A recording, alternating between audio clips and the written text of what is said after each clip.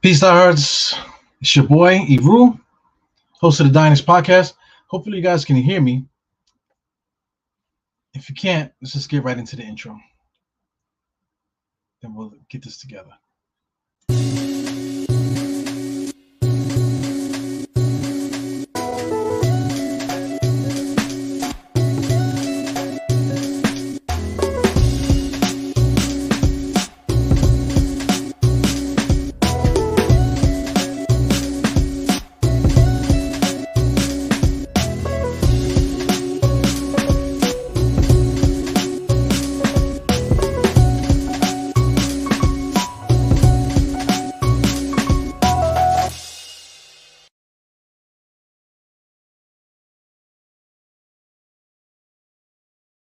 Peace, stars. What's up? This is your boy E Rule, host of the Diners Podcast. I tried to get cute in the beginning there, man, but sorry about that. But anyway, this is the NBA Finals. I know the Celtics are playing the Warriors, like it was what they call the Golden State Warriors. I don't think anybody cares, at least in Knicks land. I like to watch good basketball. It's nice to see the perimeter play, the ball movement, the defense, and things of that nature. It's not beautiful basketball. I feel like the Knicks are like close, even though I don't like Tom Thibodeau. I think Tom Thibodeau's a clown and this and the other. But I still believe in the talent that we have on the roster. And I believe that if we would just coach better, in my opinion, if we would just coach a little bit better, I think that we would be we would be able to compete against teams like this. I don't feel like a team like Golden State or the Celtics are that far ahead of us, as far as winning is concerned. Of course, we need a couple players. We don't need the big major players that everyone keeps talking about.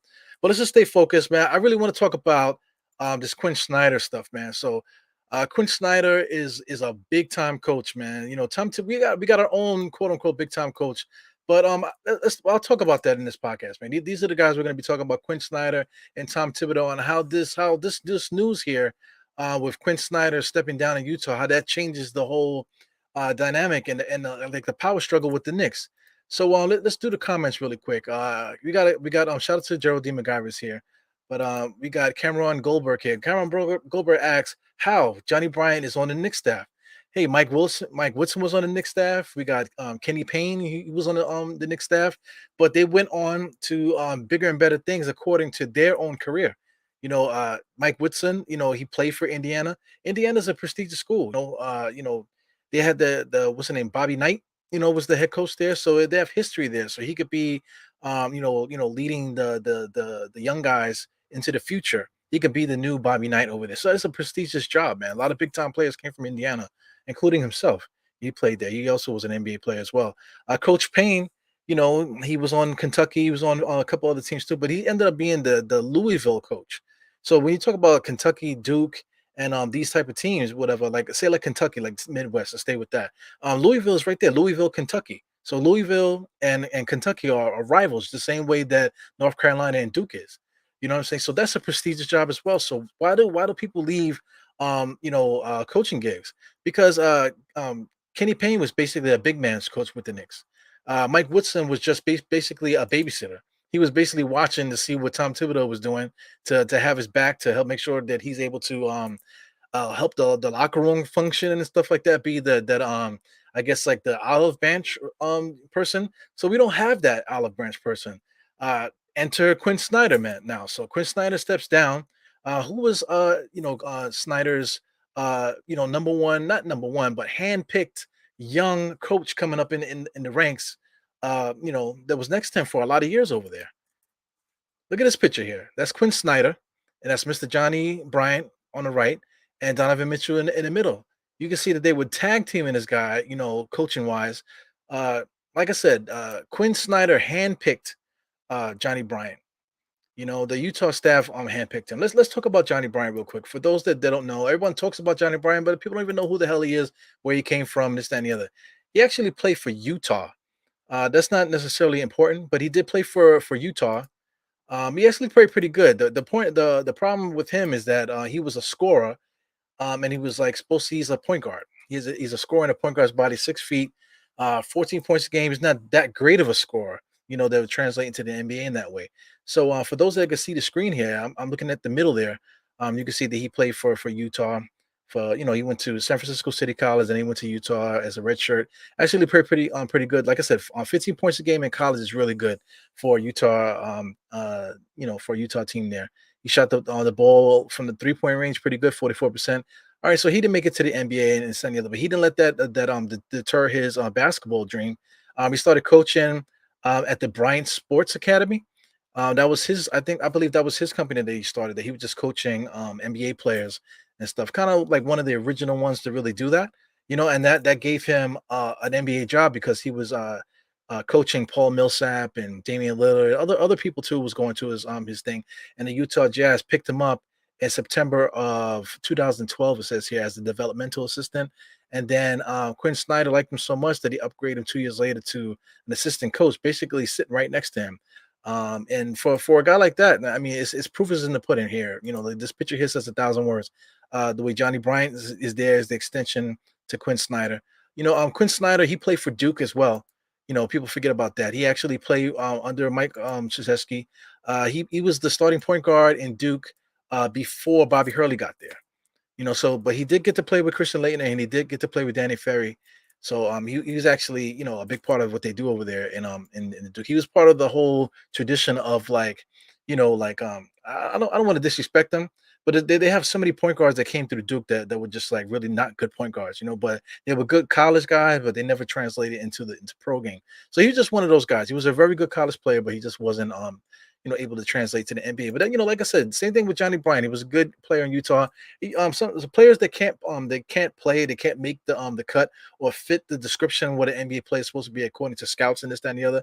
They ended up coaching basketball. So that brings into Tom Thibodeau where he came from. But let's just talk about Snyder. I'll bring up Snyder's let's do his coaching record. We'll do his college coaching record because everybody comes from somewhere.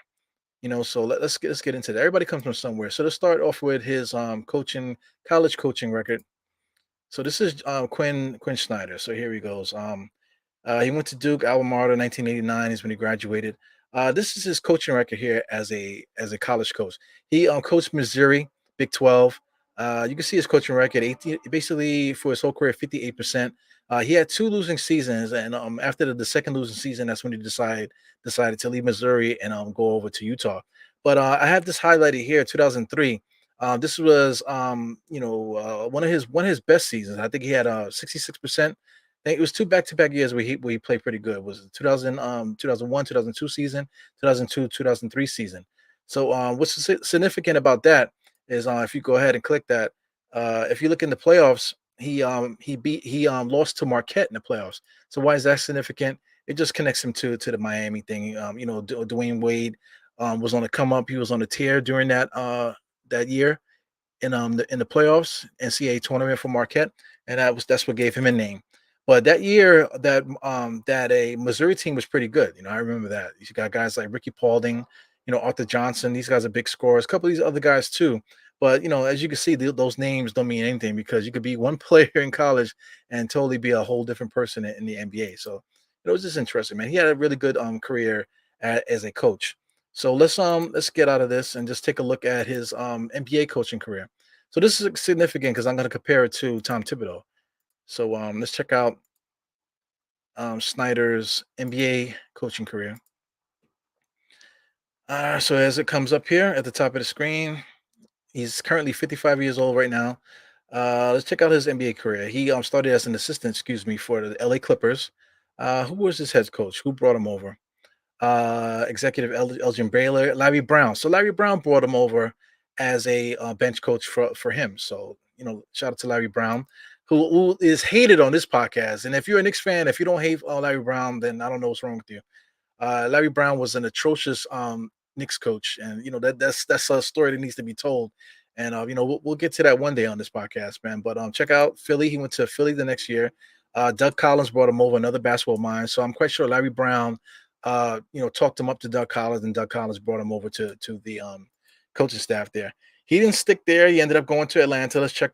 He went to the Lakers. Excuse me. Let's see who brought him over. Mike Brown. So Mike Brown, Larry Brown, Doug Collins. That's the coaching tree, whatever. So, you could just see that there. So he came from a lot of decent NBA coaches, that helped him advance his career. So Atlanta, He was under coach Budenholzer. So Budenholzer is also, for those that don't know, he's also part of the whole. Is he part of the Knicks situation back in the days? This is all San Antonio. Yeah, all right. So he's a Greg Popovich a player there, a Greg Popovich disciple. So anyway, he comes from a good coaching background. So anyway, from Atlanta, he ended up getting that Utah Jazz job, and I'm quite sure that Popovich has something to say about that too, man. But I mean, they pay his dues, especially with the college coaching, being successful and paying his dues as an assistant coach, bouncing around and making a name himself in NBA circles. Anyway, as he became an NBA coach, he started off slow, 46%, 48%. He topped off that third year with 62%. Let's check out that first year. I just want to see who's on the roster. Uh, Alec Burke. I see my man Alec Burke there. Not too many other big names there. You want to talk about Derek Favors was probably good at that time. Let me see who was a good player there. Gordon Hayward. Gordon Hayward was young, if I'm not mistaken. He was only like 24. Gordon Hayward, 19 points per game. He had a decent squad, but these guys weren't going to win. Ennis Cantor, this, that, and the other. Let's um let's check out that 60 that what is it, the 50 win team. That was the second best team. Let's check that out. 50 win team. He didn't have Donovan Mitchell yet. So you got Gordon Hayward was his best player. You got Rudy Gobert is on the team now. You got George Hill, Rodney Hood, Joe Ingles is on the team. Derek Favors. You got Joe Johnson. Uh, like I said, there's no Donovan Mitchell. So he was able to win without Donovan Mitchell. So this is his first squad here, able to win 50 games with Gordon Hayward as the main scorer, Rudy Goldberg, like I said, George Hill, Rodney Hood. He's able to win 50 games with that squad. The context is everything, man. So let's just scroll down. We can go down to the next 50 excuse me, 50 win team, which is 2 years later. He had 48 the year before and 50 the next one. Let's check out the roster for that year. I'm interested too. This is really my first time looking at this, man. So here goes Donovan Mitchell. So Donovan Mitchell's finally on the team. So he was able to win without Donovan Mitchell for a few years. Here goes Donovan Mitchell, 23 points per game. So this is probably Donovan Mitchell's second year. You got Rudy Gobert, Ingles, Ricky Rubio. You don't even see Gordon Hayward. So Gordon Hayward's already moved on. So he was able to win 50 games with another squad after his main scorer moved on. So it just shows that he's able to change his coaching style or change the way that he approach the game and still get results to win. Let's fast forward to it's a 52 game season. We already know that, but let's just look at the current team that he just came off of. So he stepped down. He didn't get fired. That's something important as well. So the reason why he stepped down, man, because like there's a lot of stuff going on with the Utah Jazz as far as you know uh where the direction. I believe Danny Ainge is their executive now. Let's check out their executive.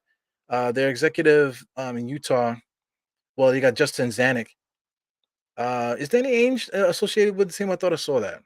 That's something that I didn't really look at, but that's not important. But just look at the squad here. Donovan Mitchell, you got Rudy Gobert still there. Some of these other guys, you got Bojan Bogdanovic. I can never get these guys' name right. You got Mike Conley is involved here. A couple other players, Jordan Clarkson. So same thing. You're able to get new players, different style of players, and whatever. Move guys around. Joe Ingles was a starter for them. Ended up coming off the bench. Rudy Gay's there. You see Whiteside and a couple other guys. You're able to still mix around your players and still able to get results and win 49 games. So a couple things here. Eric Pascal is a name that sticks out because he played for Golden State. But the reason why Utah ended up getting him is because he basically grew up with Donovan Mitchell.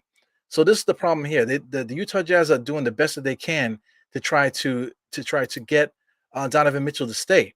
So that might be something that Quinn Snyder as a coach is annoyed about. Because I don't blame him because once the front office starts to interfere with what's going on in the basketball court, now you can't properly do your job. So now there's a constant distraction now with the way that you coach because the front office is focused on trying to appease the star or try to keep the star.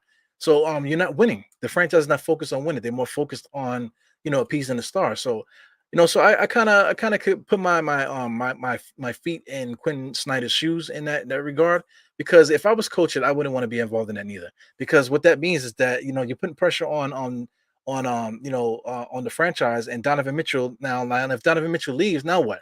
Now whatever moves that you make, you're going to be stuck with because you were trying to keep Donovan Mitchell.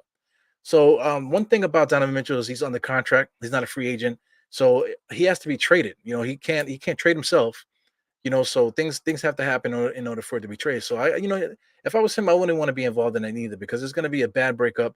If he gets traded to the Knicks, which is kind of weird. The Knicks don't really have anything that you could really necessarily build with. It's going to be like another rebuild, a hard rebuild for Utah. And what coach wants to be a part of that?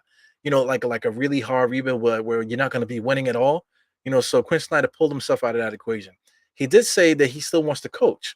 So this is when the Knicks come in, right? So the Knicks, let's say Johnny Bryant is not only an assistant coach, he is an associate head coach. You know what I'm saying? So that's pretty big. So he's a big part of what the Knicks are trying to do on the court. And as you can see from the product, the way that our squad plays, that we play a kind of offense is just like stagnant. The ball is being dragged down the court by Julius Randle. The shot clock is like down in the dumps already. We can't get nothing going. We end up with two guys on one guy on one side, two guys on the next side, and one guy standing in the middle going one on one almost every single time down. We don't really go on runs unless the Knicks really start running up and down playing defense, and that's when we start really going on runs against teams. But when it comes to offense, we just stagnant. Julius Randle gets the rebound, runs down the court, runs into three straight people, and does it frequently. So that means that's what Tom Thibodeau wants Julius Randle to do. But Julius Randle just not like he gets frustrated too much. So putting him in that position just not a good idea as a coach. Johnny Bryan, on the other hand, comes from Snyder. Snyder handpicked him and made him basically like as a top assistant when he was in Utah. So he was handpicked, by him to whatever. So whatever offense that Snyder was running, and was successful over multiple 50-point games under different leadership, on the court. He is a legit basketball coach. He's able to manipulate whoever's on the squad and win. Of course, talent is everything. He won with a big score in Gordon Hayward, and then he went on to win with Donovan Mitchell too. But he was able to mix around the pieces, no matter how many different pieces were there. He was able to mix around to still win 48 to 50 games. As a head coach. So to me, that's excellent. So it's just interesting to me. So a guy like Johnny Bryant, maybe with the Knicks, he might see an opportunity to go to Utah to be the head coach. Now, if I'm Utah, just judging by what was happening with Quinn Snyder, and I'm quite sure Quinn Snyder, since he didn't get fired, he just stepped down. I'm quite sure that he might recommend to bring back Johnny Bryant to be that head coach. And if I'm the Utah Brass, I think I would be leaning towards Johnny Bryant because you want to talk about Terry Slots. I think Terry Slots was like the biggest name that's associated with the Utah job. Now, if I'm Utah, I would not hire Terry Slots. He just came from Portland, so he just came from a squad that's like same thing. They're just trying to do the best to keep what's his name keep these guys together and stuff.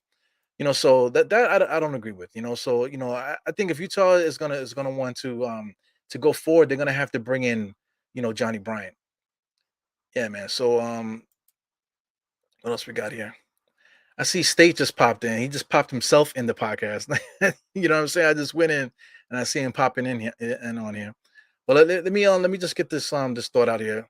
So with this Tom Thibodeau thing, let's I'm gonna just go with Tom Thibodeau and his coaching career. Because he was handpicked as well. I with Tom Thibodeau, I don't give a damn who brought him here. To tell you the truth, let's just look at his coaching record. This is as an assistant coach. He came in as in Minnesota. All right, so let's do that. Who brought him in here to the NBA in Minnesota? It was Bill Musselman. Musselman was a freaking trash coach. 22 wins that season. That's not even worth talking about, man. He was bounced around Minnesota, San Antonio. Just keep it going down here. San Antonio, was Popovich there? I don't even believe Popovich was there. No, Terry Tartankian, I can't even say it. Tarkanian, excuse me. He was the head coach. Then Rex Hughes and John Lucas. So he had a bunch of riffraff over there, man. So what coaching tree did Tom Thibodeau come from? How did Tom Thibodeau get to the point where he's a head coach right now? Philly, I don't even care about. I'm not even gonna look at it. So the Knicks. He came through as an assistant coach with the Knicks. We won 57 games under Jeff Van Gundy. So Jeff Van Gundy brought him in here. The next season, this is when the Knicks started going down. 43. After that, 27. This whole time he's the assistant coach. We're like losing 50. We almost lost that year too, that 50 win season, the 48, whatever. So he was basically here with Jeff Van Gundy. So he ended up getting that coaching job from Chicago. So let's go to Chicago. Well, he went to Houston with Jeff Van Gundy as well, and then he went to Boston with Doc Rivers, as you know. So let's check out his first year at coaching. 62 wins, such the greatest coach that ever played, ever coached the game. Right? Let's check out the Chicago season. Who did he have here? He didn't build the team. He didn't just take a team from the dumps. I just want to see the squad that he had. With that 62 wins. He already had Derrick Rose here. Derrick Rose was 22 years old. Check it out. 25 points per game. Luol Deng, 17 points. Joakim Noah was already doing what he does, 10 and 10, doing what he does. Carlos Boozer, 17-9. So he had a great squad. So it's not something that he built. So how the fuck did he get this thing? Let's check out the year before. Villy Del Negro, 44 wins. You want to talk about Mark Jackson effect? Vinny Del Negro was the one winning with the squad before him. He had the same players, whatever. Even before this, the 41 win season. Before that, 44 wins. Vinny the Negro was there. So I mean, 62 wins. Scott Skiles was there before. So he gets there and becomes the greatest coach ever. Comes in there, 62 wins. Let's check out. You're laughing, right, man? Let me get this together. Let's look at Tom Thibodeau's coaching career again.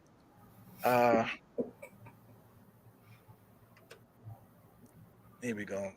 Chicago. The next year, 50 wins. The next year, 45, 48, 50. And then he steps down. So I mean, it's not. He went from 62. From an inherited squad to basically going down right after this year. That when he left, Chicago was dead after that. They were back. They were back into a losing season. Fred Hoiberg took over. 44 wins, 41. They were back into the doldrums again. So Tom, I just don't like Tom Thibodeau. I just don't like Tom Thibodeau. So you just popped in, you popped yourself in the podcast stage. So what you think about what I'm saying here?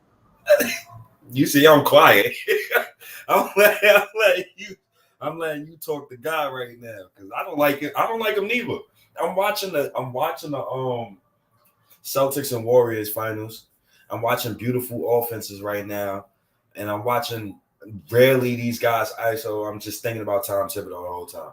I'm thinking about this minority head coach in Udoka who brought his team to the finals in this is his first season. Then I'm looking at another coach. He's not even a minority. But at the same time, Steve Kerr is a damn good coach. Even though he's eating off of Mark Jackson plate, he's still got to set the table regardless. So I'm watching two coaches in the finals running beautiful offenses, adapting, adjustments, everything. Then while I'm listening to that, I'm listening to you actively shit on our head coach. And he deserves to be shitted on. I don't understand how people sign on Twitter, sign on any of these apps, and literally say with a straight face or type with a straight damn face and say Tibbs is a good coach. And then you can't tell me what he does well. I don't respect Tibbs in anything what he did last season, and I need to see results this season, man. All right. Well, the topic of the podcast, Mister, is the Johnny Bryant and Quinn Snyder thing. So, Johnny Bryant, what do you think about Johnny Bryant going to Utah? To me, if Utah, I would get Johnny Bryant. I'm gonna go a different route. If Johnny goes to Utah, Tibbs would be fired faster. So if you want to, that's what I'm saying. I would rather today. I would rather fire Tom Thibodeau and put Quinn Snyder here to be the head coach. I would tell you the truth. I would too. And listen, if Johnny Bryant goes, like it was a lot of reports saying that Johnny Bryant was one of the people that held the locker room together. And remember, we lost Kenny Payne a couple weeks ago as well. Mike Woodson too. I mentioned that as well. Mike Woodson went to Indiana, and Mike Payne went to Louisville. So these guys went on to bigger and better things as far as coaching wise. Johnny Bryant could do the same thing. He could leave and go to bigger and better things for his own self. So where does that leave the Knicks now? Knicks got Rick Brunson as because Rick Brunson, if you want to talk about Tom Thibodeau brought Rick Brunson over in Minnesota to be one of his top assistants. So the power struggle is different now. So now Johnny Bryant has a reason to leave because he brought Rick Brunson in. Yo, You know? this team, I don't understand what the Knicks are doing. Rick Brunson, cool, but I'm not paying your son 125 million. And I just hope he brings that 5-out offense over to the Knicks. I hope that's somebody Tibbs will listen to, because obviously he ain't listening to none of his damn assistant coaches. If all of them are leaving, it's sad to see that three black men who I know these guys look up to as like uncles and stuff, they left our team. But obviously that's good business.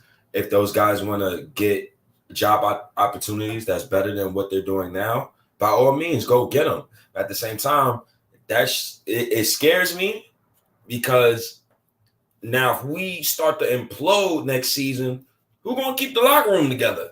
Because who the hell gonna look at Rick Brunson besides Tom Thibodeau? Because I don't know, man. Leon Rose, he gotta get this together, because I don't want no team that's predominantly what Tibbs say. Because you ain't gonna win shit. You're not winning. You're not going. It's evidence. It's a decade of evidence. Since 2011, the man inherited a team. That's why I love that point about what you said. And then he inherited Derrick Rose. It's not like he growthed that talent. He inherited it. So, he got Minnesota. Zach LaVine tears his ACL. He trades the boy for Jimmy Butler. Tries to get the magical 4th seed and fails. Gets bounced out the first round, and he gets fired, and it takes his team 4 years to rebuild all over again. So, I mean, people love Tibbs. I don't know why. I don't see the positives in bringing him back next season. He's some 64-year-old fat white man that I got to keep looking at, who screams all damn day. And I'm kind of tired of looking at his face. I'm tired of hearing his voice, and I'm tired of people defending him. He did a poor job last year. Yeah, and then like once he leaves the franchise in worse shape than he did when he first came on. Well, I will give Tom Thibodeau a little credit, because you mentioned the Boston head coach. Once upon a time, Tom Thibodeau was that guy. Tom Thibodeau did win 62 games in his debut, but as time goes on, it just shows that that was just lightning in the bottle, and he's still been eating off of that. Since he's been eating off of being Jeff Van Gundy assistant, be eating off of that Boston championship, and he been eating off that 62 game season that he had with Chicago. So it is what it is, man. That happens in basketball and sports and stuff like that. But right now it's just it's exposure time. Tom Thibodeau, his offense, we have 2 years worth of it already. Now we already know what we're dealing with this guy. It is what it is. We had a crossroads, like you said. It's a very important offseason. Yeah, it's very important, man, because I don't know what's going to happen this offseason. I just hope that the Knicks get the ship together, because we've been conservative past 2 years, and this is the offseason where I need them to be aggressive. Like, I don't want to hear about a trade back. I want to hear about a trade up. I don't want to hear about, we looked at all the options this offseason at point guard, and we've decided to just go another route. Okay, that other route better be starting quickly, because I'm done with the whole, I want continuity. Fuck your continuity. Your continuity only mattered when the season had COVID. So Well, check it. If Johnny Bryant does go to Utah, and we ended up with Rick Brunson as the main assistant, because we lost two big assistants. We lost Kenny Payne and Woodson. So those are two spots that need to be filled in the coaching staff if they choose to do that. Rick Brunson was only the first one. He was the first one thing. So if Johnny leaves, then he has to bring somebody else in. This is all going to be Tom Thibodeau's guys. So now once you got Tom Thibodeau's guys in, and now the front office, now you can't be playing this game where we're still going to be trading back and making minimal improvements to the roster and this type of thing. Tom Thibodeau's here, man. We're wasting our time with this guy. He's only want to play a certain way. He doesn't want rookie guys to coach. He wants veteran guys that already know how to play, so that he can implement his defense and let the elder statement do what they do. That's essentially what he wants to do. So it's going to put us in a disadvantage, in my opinion.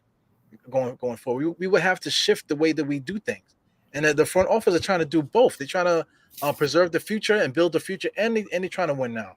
So I mean, with Tom Thibodeau as the coach, I feel like you can't do that. I feel like we're just stuck with that. We'll see, because it can be. We'll see. Because next season, I would like to see at least a lot of them young guys playing basketball on the court. I don't want to see vets. I don't care to see vets. We're not winning no damn championship no time soon. You're watching the same finals games as me. And I'm looking at these guys, and we're like still like 2 years away, bro. We're like 3 years away. I don't know if we're 2 years away because I mean we beat both teams. We were able to compete with both teams. The problem is the coach. Our coach. If we had a better coach, getting these guys in the right spots, and I think we would have been in a better spot. We would have made the playoffs legitly if we had a better coach. And let's say if we had Quinn Snyder instead of Tom Thibodeau this year, we would have made the playoffs. With the same squad that we have there, we would have made the playoffs if we had Quinn Snyder. Yeah, because Quinn Snyder would see Alec Burks ain't cutting that point guard, and he'll try somebody else. He would have never put him at point guard because he already had him on the. I think he had him on the roster on Utah at one point in the beginning. He did. You know what I'm saying? So he already know that Alec Burks can't play point guard. All the whole game. And he's not going to disrespect Walker and these type of things. So I mean, he would take advantage of the players that is on the roster. He would use the guys. If you want to talk about a point guard that's like past his prime, freaking Mike Conley. He got Mike Conley over there. He would have done something with Walker. Because Mike Conley ain't guarding nobody no more. I'm not nobody afraid of Mike Conley. I don't know if anybody ever was afraid of Mike Conley. He was good at one point, but at this point in his career, he's on the downside of his career. Ain't nobody afraid of him, but he was able to use him Conley in the offense, man. So I think he would have used Walker, differently. And we would have just had a better roster, Fournier and all this. It would have been so much better, in my opinion, if we had Snyder instead of Tom. That's true. I mean, hey man, you watch it, and we need some more talent too, more wings preferably. But that tips factor is a big factor, man. So I'm just praying and hoping that Johnny Bryant does not leave, because if he does, it's going to be more kinks in the armor. It's going to be if Johnny Bryant leaves, and let's say if Johnny Bryant leaves, the Knicks stay at 11. We don't trade Randall, and we bring back the same set roster for next season. And we don't have Johnny Bryant. I mean, listen, the first line that Mike Johnson said, holding the youngers accountable. I don't know about holding Tibbs accountable because if he did, then Tom Thibodeau, we would have won. If he was holding Tibbs accountable. Tibbs didn't start opening the offense until the young guys. There was no choice but to play the young guys. And I wouldn't say that Tom Thibodeau changed his offense. It's just that he just let the young guys go. Yeah. At that point, there's nothing he can really do. Yeah.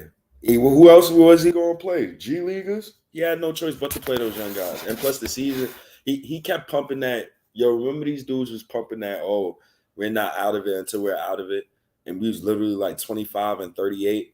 And me and you sitting here damn near every podcast like, yo, why are we even talking about playoffs, man? Let's talk about this lottery pick, man. Because it's like little stuff like that. Like, I don't need you to lie to sell us bullshit, man. Somebody got to hold Tibbs accountable for next season.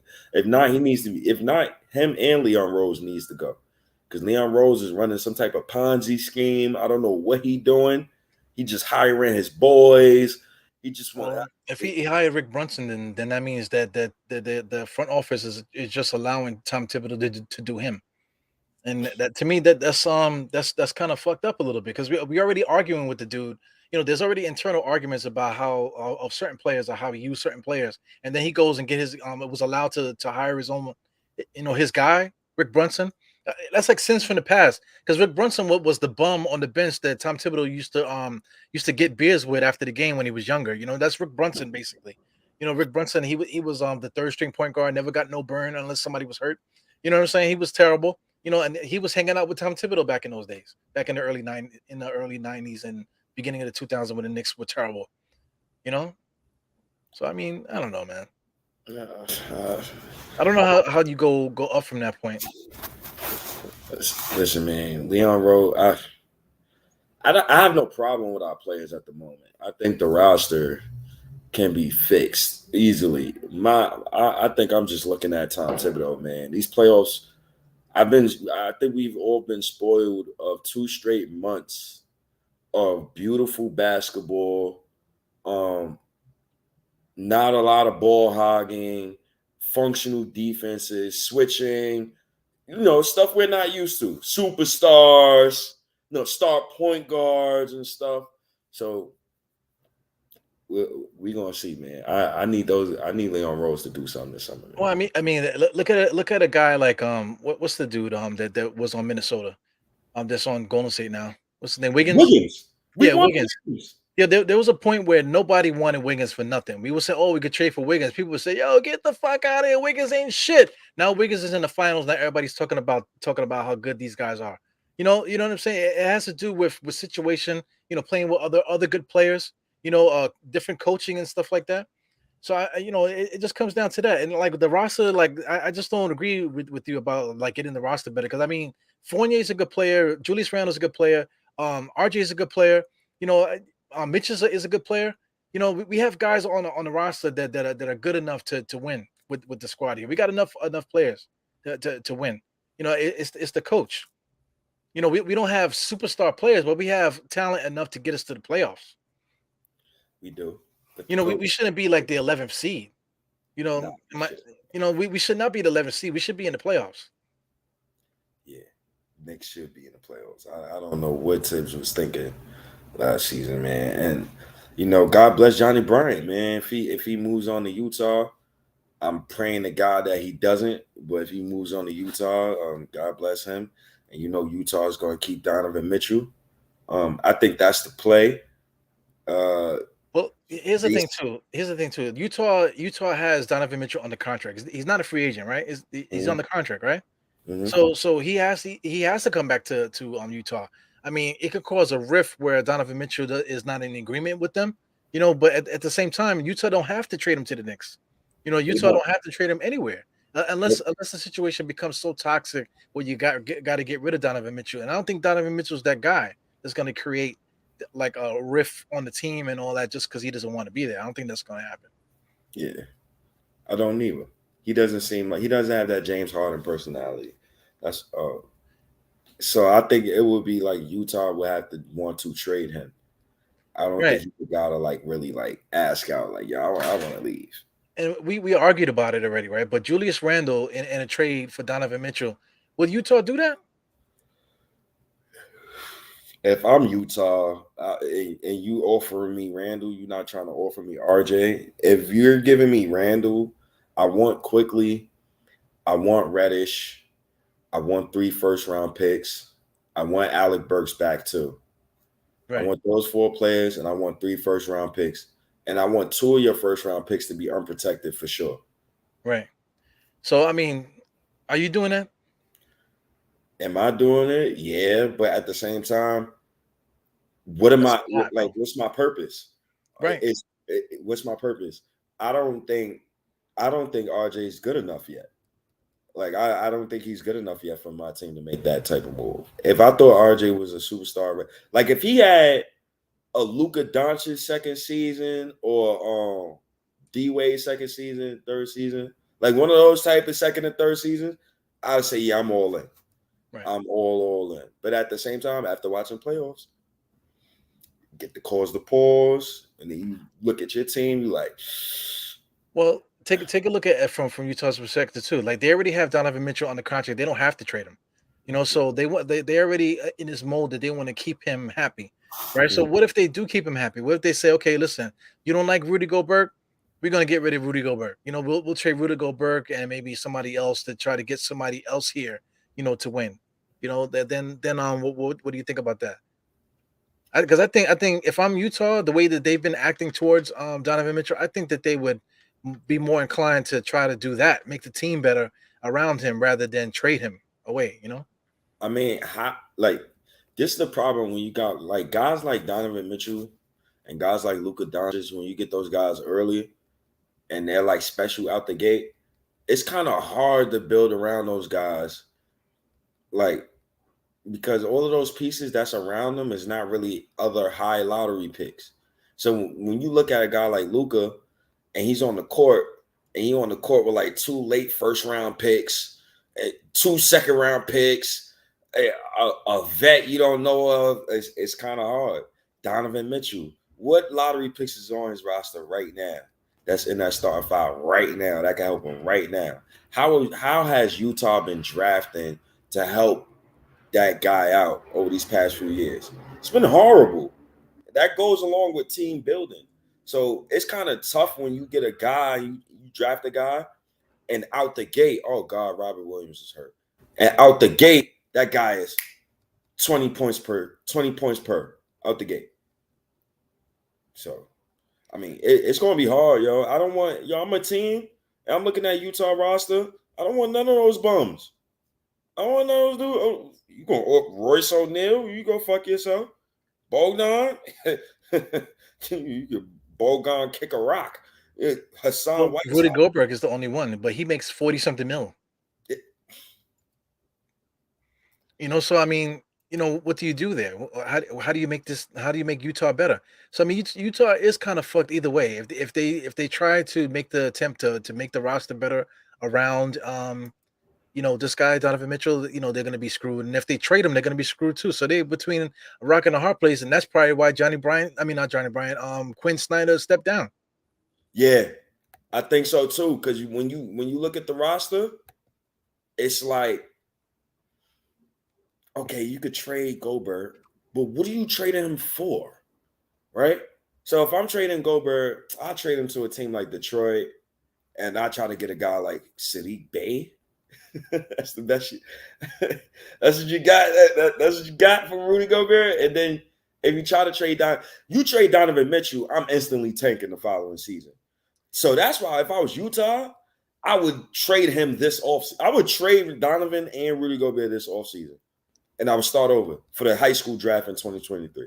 That's what I would do. Well, check this. Rudy Gobert is on the roster. So what if they decide to keep Donovan Mitchell in the Knicks, and they offer Rudy Gobert to the Knicks? What do you think about that? Yeah, I offer them a good fuck you. I don't hate that. I don't hate Randall that much, brother. Because I mean, the trade would start with him.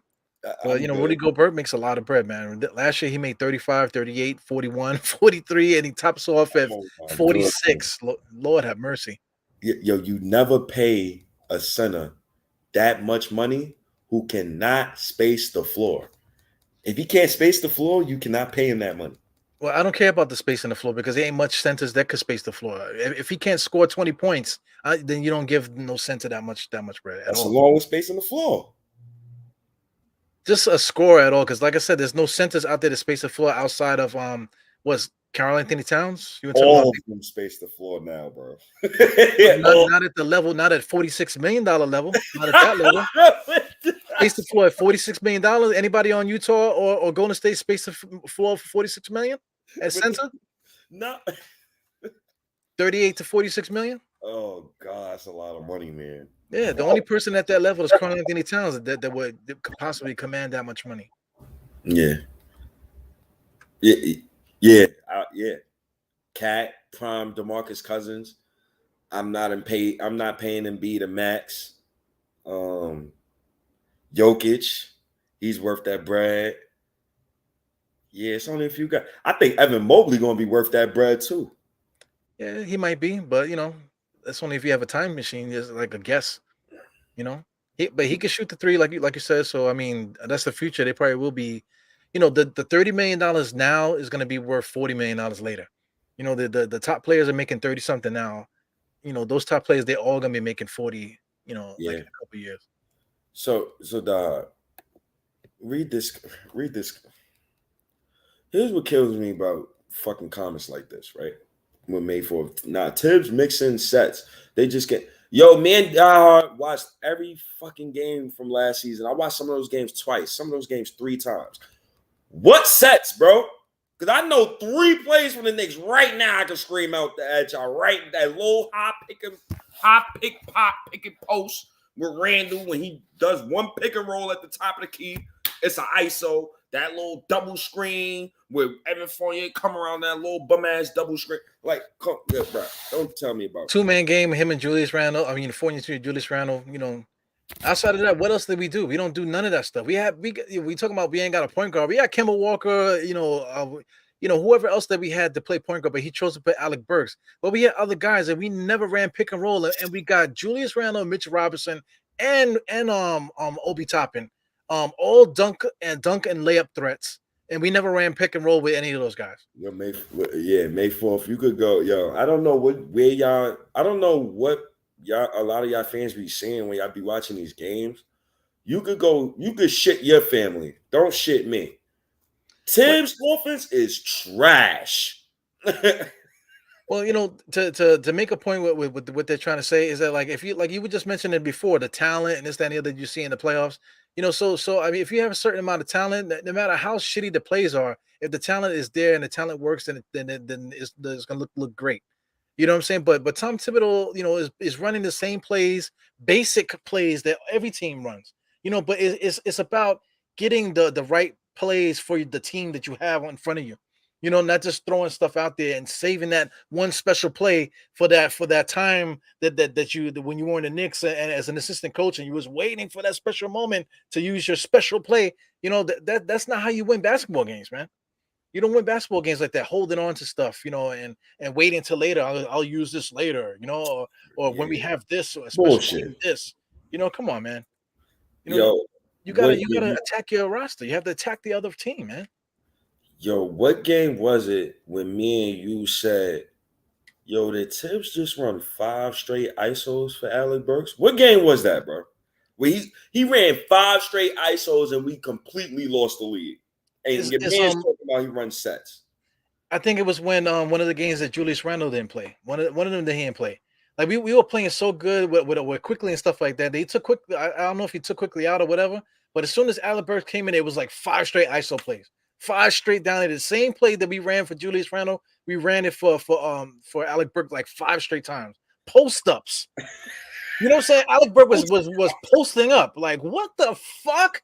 I don't think Alec Burks ever did that in his whole career. We had him running down the court and setting his own post up play, like the same way that Julius Randle does. So I mean, it's just a testament to how ridiculous Tom Thibodeau is running basketball teams, man. Yeah, wasn't this one of the biggest questions me and you asked from this past season? Why doesn't RJ and Julius Randle run pick and rolls together? I don't care if they're both left hand dominant. You don't want to pick and roll between those two on the left side of the floor? Questionable. I need to go look at the numbers and see how many 2-man sets specifically RJ Barrett and Julius Randle ran. Because the only time I see them 2 run sets is when RJ Barrett's bringing up the ball and Randle's calling for an ISO. Literally just calling for the ball. So I don't know. He's not necessarily calling. He's calling for the ball because that's what Tom Thibodeau wants him to do. Because like if you're a coach and this is happening and you don't want it to happen, boom, timeout. You know what I'm saying? And then you get in these guys say, listen, we're not doing this. We're doing this. I want you guys to run that. But no, that happens so many times. That's what Tom Thibodeau wants them to do. So it's just horrible, man. It's horrible to watch and stuff. But I mean, we're gonna be in for a rude awakening now if Johnny Bryant goes to Utah, and then we're just gonna be in a rude awakening because now Tom Thibodeau got Rick Brunson, no telling else who he's gonna bring over here, to be that extra assistant for him. And then now we're stuck with this offense, and now he got his peoples that are gonna be agreeing with him, and like the voice is gonna be so strong in the locker room, and that's gonna be against what the front office is doing, and this is gonna be against the players. It's potential to cause like a rift in like a 3-level rift. They got the players with each other. Yeah, mutiny with the players and the coaches, and then the coaches in the front office. Everybody's gonna be fighting each other. That's the potential that we could be in trouble. Yes, yeah, man. So and if Johnny Bryant leaves, that's more on Tibbs to win. He has to win next season. He can't even start off the season slow. Like he can't start off the season 5-5. I'm gonna call for his job. I'm already calling for his job. Wait. He can't say nothing like I'm trying to figure out, we have to see, we're gonna try. No. No way. No way. No.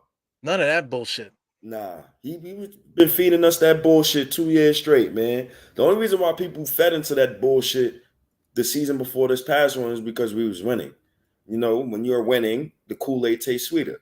But when you're losing, shit tastes better. And right. we won one game in February. One game.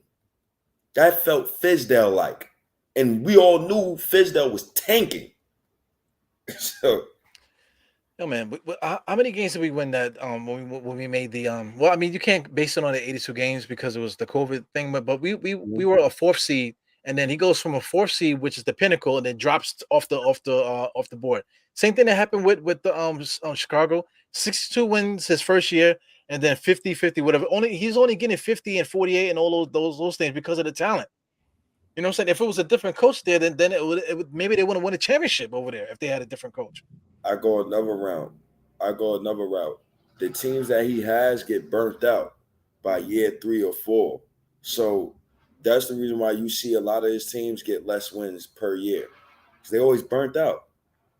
Yeah. Joakim Noah was done when he left Chicago. He was done. The guy was taking steroids, illegal steroids off the black market and shit, trying to get back for the Knicks, because he was so burnt out. Yeah, Derrick Rose's career was almost destroyed. Luol Deng signed a contract and never really played off that contract. Ended up, being on the bottom of the bench in Minnesota, bottom of the bench of the Lakers, never played for mad years because of what happened during his Chicago tenure.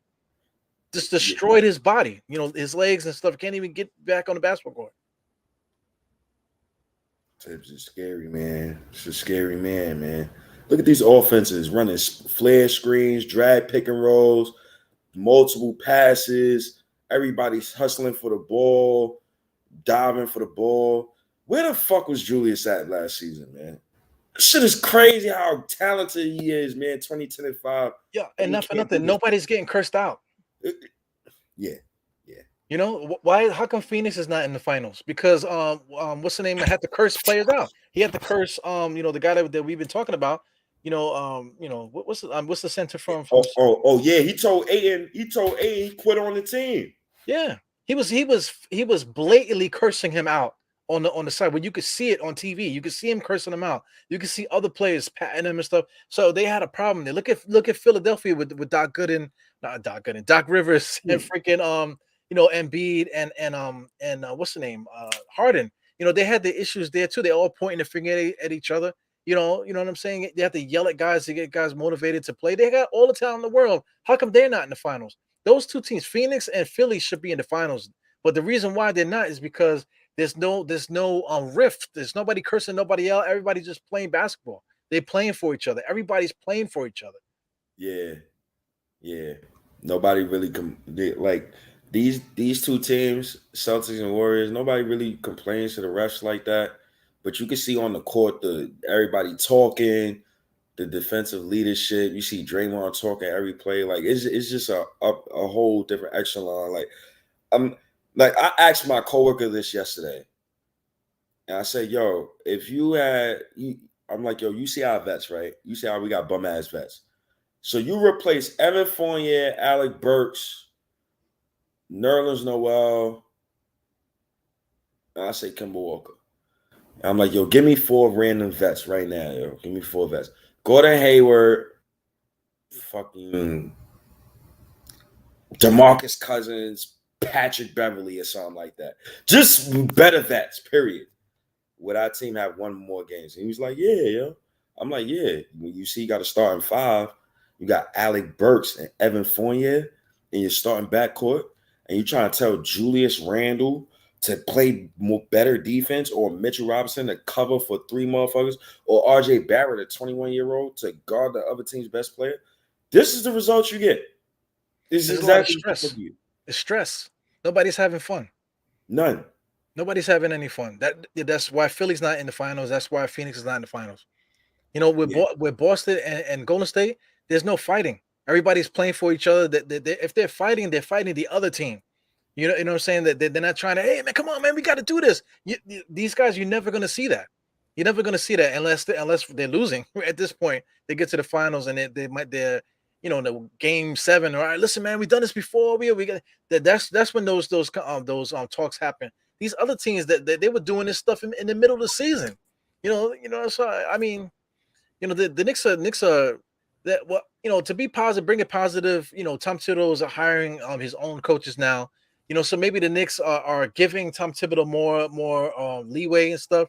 and they're going to try to cater to him and get him his guys here. So hopefully, if he had his guys, he'll be able to, get the offense together, get what he wants implemented. I'm just saying this. You have to play the other part too. His guys is here already. He got his guys here already. I don't want. He got enough guys here. You got Obi, you got Quickly, you got Randall, Audrey. You got. No, I'm talking about coaching. His coaching staff. Coaching. His coaching staff. He didn't bring any of these guys here. Most of the guys they got the dude from OKC, the dude from Cleveland, the dude from Brooklyn. So I don't think these are guys that they're all in the coaching circles. But I don't think these are Tom Thibodeau's guys. I think a lot of these guys, Leon Rose was Johnny Bryant was Leon Rose's guy. You know what I'm saying? So I think this is just like the front office doing their best job trying to get basketball minds in the organization. But I don't think Tom Thibodeau had really a say so much in bringing his guys and his philosophy here. You know what I'm saying? Yeah, rightfully so. Think about it like this. Like, imagine a guy like Tibbs and he got another guy like Mike Woodson, who was the previous head coach of the year for the Knicks. You see how much if Mike Woodson says something to Tibbs is going to hear Mike Woodson out. It's all about respect. So if Rick Brunson says something to Tibbs, he's going to hear him out. It's about respect. But my thing is, will they kiss his ass too much? Like, will somebody hold Tibbs accountable? Because that's what I'm looking for.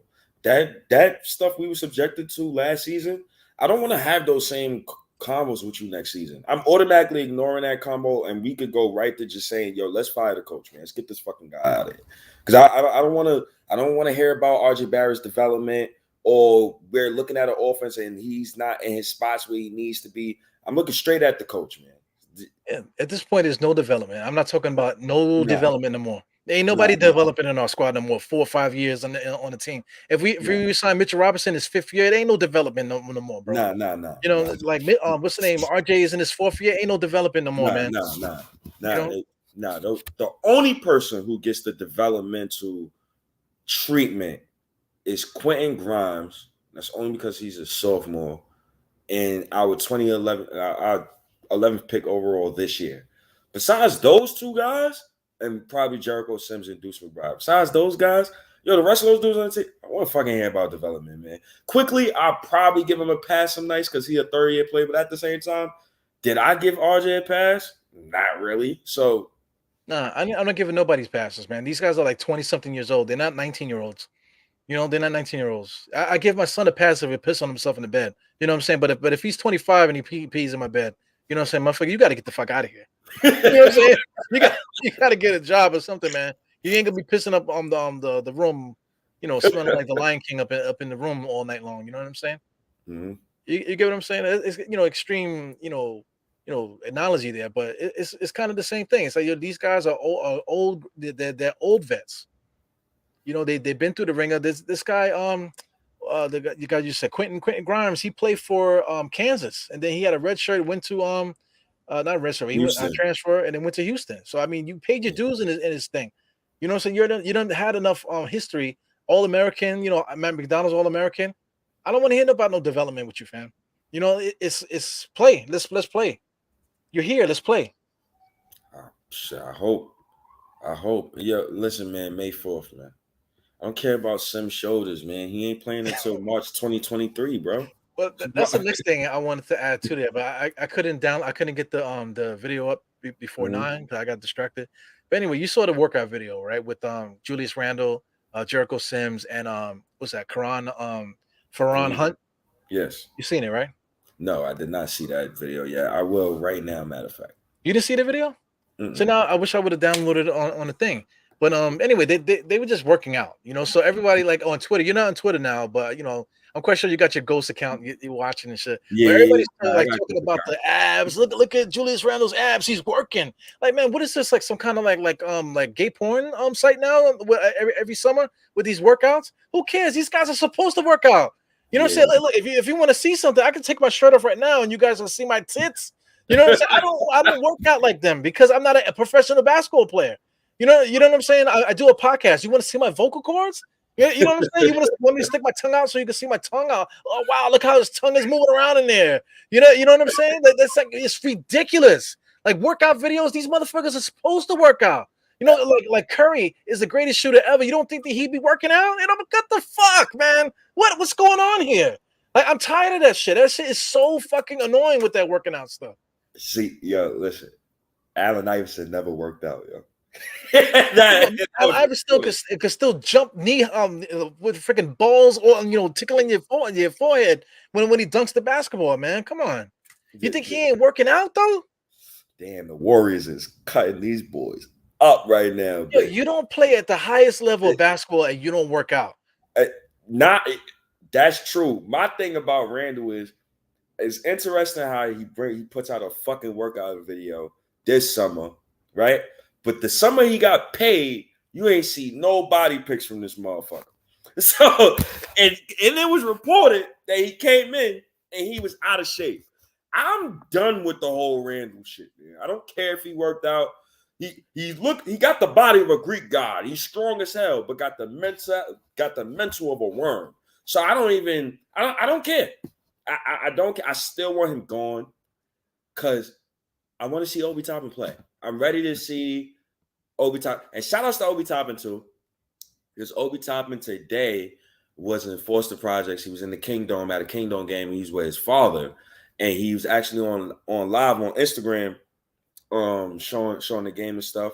And Obi Toppin, I believe, is one of the what's the word I'm looking for? I think he's like a sponsor for the Kingdom games. Now is like EBC is a part of Rucker Park and all of that. So shout outs to Obi Toppin, man. Shout outs to Obi Toppin. He was definitely in the hood. He was definitely in Harlem today, man. That's my boy, man. Send that boy Randall back to fucking Texas, man. Yo, man, Obi Toppin, I was in the hood today too. You know what I'm saying? I was in the hood today too. Ain't no bitches came out. Ain't nobody threw no flowers at me. You know what I'm saying? I didn't get no accolades. I was walking through the hood today too. You know, all week I was in East New York I was in East New York now. I've been actually working in East New York for like 2-3 weeks. I've been in the hood. Ain't no bitches came out for me. Ain't nobody throwing flowers on my feet. You know what I'm saying? So my thing is like, bro, play basketball, fam. You know, to me, like when you see him at the Kingdom, so what? I was in the Kingdom the other day, not too long ago. I was in the area. You know what I'm saying? Like the summer basketball's there. I'm gonna be at West 4th all the time wearing one of these hats. Okay, so if you see somebody wearing this hats, a fat Spanish motherfucker sitting in the stool, you know that's me. Okay, I'm gonna be at West 4th. I'm gonna be at Gershwin a lot. You know, this summer. You know, especially Gershwin. I'm gonna be at Gershwin a lot this summer. You know, so I mean, you know, I'm gonna be out there. Ain't no bitches coming out for me. You know what I'm saying? Motherfucker, get out there and get it in, man. That motherfucking need. I hope he in the gym right now, man. Talking about he want to be in Foster Projects and shit. His ass better be in the gym right now. Yo, here's my advice for Obi Toppin. Stay the fuck out of Foster Projects, fam. Okay, you're an NBA basketball player. You know what I'm saying? You're an NBA basketball player. Stay out of there. Stay out of the hood, man. Nah, it's police. Man, it's police. Man, the police ain't trying to get involved in nothing. The motherfuckers ain't trying to do nothing no more. I can walk through a school zone with my dick in my hand, and a cop can walk right past me and ain't gonna say nothing to me. Nothing's gonna happen. These cops ain't doing it like they used to. You know what I'm saying? Because there's a lot of issues in New York City right now. But anyway, man, these guys gotta get it in. You know, I these guys, you know, they like to watch basketball and be involved in the community in their spare time.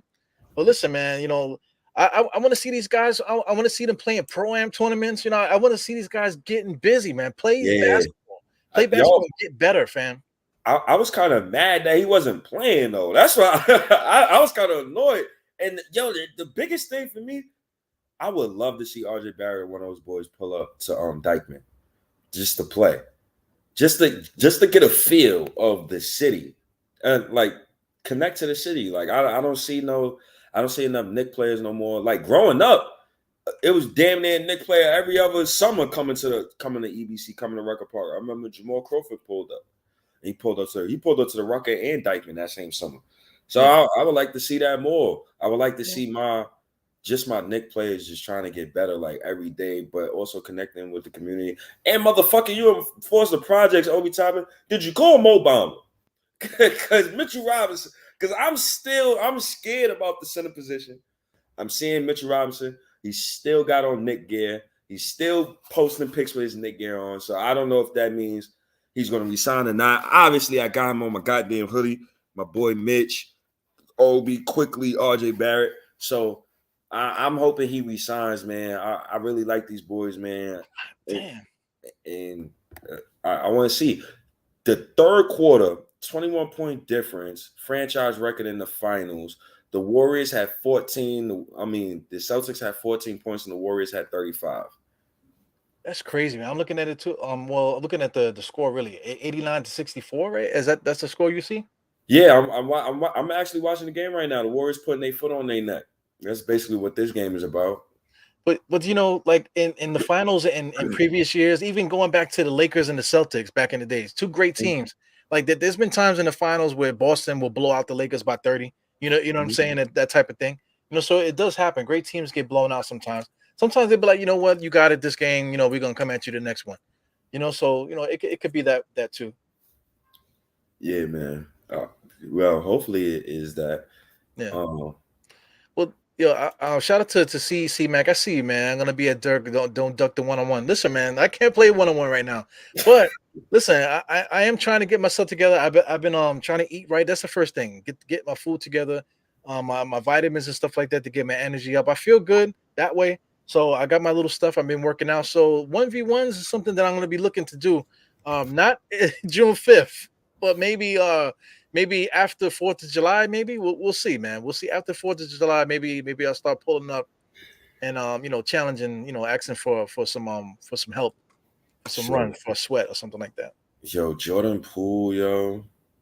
And this is my another thing about the Knicks. Like I'm looking at the guys that the Warriors got on the court. They is destroying the Celtics. I knew they was going to win game 2. But you see a guy like Valencia. I don't even know how to say his goddamn name. Euro guy. Yo, he played tough minutes today and spaced the floor, switching on defense. Yo, we don't have no guys like that, like unselfish guys. Like, why the fuck every vet we get feel like they need to play on ball all the fucking time? Alec Burke is not that guy. Fuck him. He wanted, oh my. It's not he want. It's Tom Thibodeau's making him. Right? Tom Thibodeau can make me eat pork too. Get the fuck out of here, man. Can make you what? Get the fuck out of here, man. I disagree with this. I disagree with this because if you're watching the game, Draymond should have been thrown out the game in the second quarter when him and Jaylen Brown had that spat, but they didn't want to give them double text. Yo, you gotta call that shit fair. It's the finals, bro. Nobody ain't trying to hear that self shit. That's soft shit. But at the same time, I hope you're watching the finals to see that the Knicks is 2 years away from being 2 years away. You motherfuckers want to trade RJ Barrett for Donovan Mitchell. You want to trade RJ Barrett for Damian Lillard. All you motherfuckers, I hope this season told you don't try to buy your championship. I hope this season told all of you guys that shit. Well, the Celtics beat the Warriors last game by 12. So what happens? They got smoked today. So you let where are they playing right now? Are they playing in Golden State? In Golden State, yep. Right. So I mean, the Celtics already did their job. They already beat them the game 1. They weren't supposed to win game 1, and they beat them game 1. So the Celtics did their thing. They got to go to Boston. So now in Boston, when you get there, now the Golden State Warriors are going to have to steal a game in Boston in order to be in the series. So if Golden State wins tonight and then Boston sweeps Boston those 2 games. You know what I'm saying? Now you're in trouble. The momentum will be in Boston's hand. So that's what the Celtics are hoping for. I mean, Celtics better hope for much. If Celtics lose next game, this finals is over.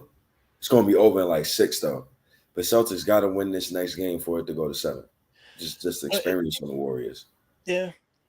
Well, I mean, if the Celtics lose the next game too, right? But then they win game 4, then it's just 2-2. Yeah. And the series starts over again. But I think game 5 is at Golden State because Boston stole home court advantage. So that's why Golden State, they gotta win they gotta win game 3. They gotta win game 3. That's a must win for them. That's not a must win for the Celtics. I think Yeah. Game 4 would be a must win for the Celtics, Right. just because they're not as experienced as Golden State. Yeah, that's why. That's why right today I'm not really watching the game so much because that game three, because you kind of assume I should have put some damn money on the freaking Golden State, man. But you kind of assume that Golden State will win this game. But that, Mhm. like you said, that third game is going to be super important. So I will be watching that third game. And hopefully I can watch it. Watch it live somewhere. But Yeah, that's definitely going to be a big time game. yeah, yeah. I gotta keep my tradition going, man. I watched every single finals every single year just to see like how my team could get better, and I still don't see how the next game. Yeah, I mean, back on topic with this Quinn Snyder situation, Johnny Bryant possibly, taking a super opportunity. If Utah was to present it, that's a major opportunity to become a head coach in the NBA, man. You know what I'm saying? Another young black coach, bright coach. He's not that they giving him the job. He's a bright person. And he deserves that job, especially he came up in their organization as an assistant coach and they Yeah. won, you know, during that time, I think 48 wins was the least amount of wins that they had, or whatever they won last year, under Snyder. So Now they've been Snyder, winning. Snyder's solid. Snyder's solid, even though he look like a mob boss. He remind me of a mob boss, yo. He look like Fettuccine. Like he look like one of those guys. Like Well, he calling shots at the well, mob I, boss. I I got we got Tom Thibodeau as the Joker, right? But if Snyder was here, I would have him as the Riddler, like the original OG the Riddler from the original Batman show. That's what he Yeah, reminds me of. you mean Snyder? Nah, yeah, that's my last question, yo. Snyder leaves. I mean, Johnny Bryant leaves, right? And because that was me, that was my successor for the Knicks. I said, yo, I wanted Johnny Bryant as the next Knicks head coach. So this is an interesting name that I keep saying. Now it's Mark Jackson. Now for me, I ain't gonna lie to you, dog. That's my number one. Like he's number one on my list. Like For if Utah, Johnny Bryant, yeah, Mark Jackson. I want Mark Jackson for Utah, or for the Knicks. for the Knicks. If Johnny Bryant was to leave, because I don't think Thibodeau's going to stay long after. And once Johnny Bryant leaves, that was the glue. Once the glue leaves, the last piece of glue, Tibbs is done. Because the locker room going to have a mutiny against them. Them young boys, he's screaming like. So, Johnny Bryant leaves, go to Utah. Tibbs get fired. Who you think James Dolan going to call for the next Knicks head coach so people won't be like, sell a goddamn team? Yeah, man. Mark getting that call. Yeah, there's a reason why I got the Mr. Dolan here playing that guitar there, man. I want him to play that guitar, for as long as he can. I don't want him involved in nothing, man. I hear you. Well, you better make sure that next Knicks head coach after Tibbs is a guy that is a religious player. Yeah, it is, man. The Mormons and stuff like that. They believe not that they believe, but there's a lot of polygamy going on in Utah and stuff. So maybe they'll take a Mark Jackson over there.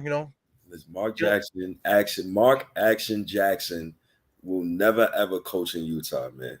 And yes, he is being blackballed from the NBA. We all know why. Yeah, he was wilding though, but I mean, he's a Christian, so like it's like all Christian, like preachers and stuff like that. If they're coming up like that, they're required to go out in the public and preach. You know what I'm saying? So he found a street corner somewhere and started preaching with his people. So that's what basically got him in trouble. Him doing that. You know what I'm saying? So I mean, I Well, get it. I I get it, but I mean, disagree. it I is what think it is. what he got in trouble for was something more. Fuck it. Like basically, one of his staffers was gay. He's a religious man. He didn't want a gay staff on his staff. Basically, that's what it was. That's why he's being blackballed. Shit. If you want me to give it to, that's the rawest I could give it. That's basically how it Yeah, is. man, who cares, man? Gay people. That's the thing. I don't. Like people are afraid to talk about gay people and stuff Yeah, like that. yeah. I don't give a shit about it. But I Yeah, think where rubbed the Warriors management wrong. I think one of the Warriors, one of the owners is gay.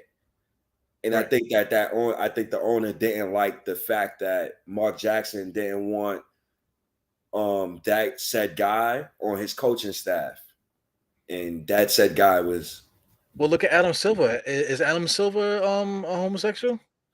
shit. I don't know. I don't know if he got a wife and shit, man. All I know That's the thing too. That's what I want to say too. Like everybody knows Eru or whatever. You assume that I'm married or whatever. Like you see my kids and stuff like that. Like I'm assuming because you said you had girlfriends and on Twitter you like to tell people that you get a lot of sex on Twitter and stuff like that. But I don't know if you like guys too. You know what I'm saying? I don't know shit about you. But my thing is like, who cares? who gives a shit. Nah, you're right. I don't give a fuck.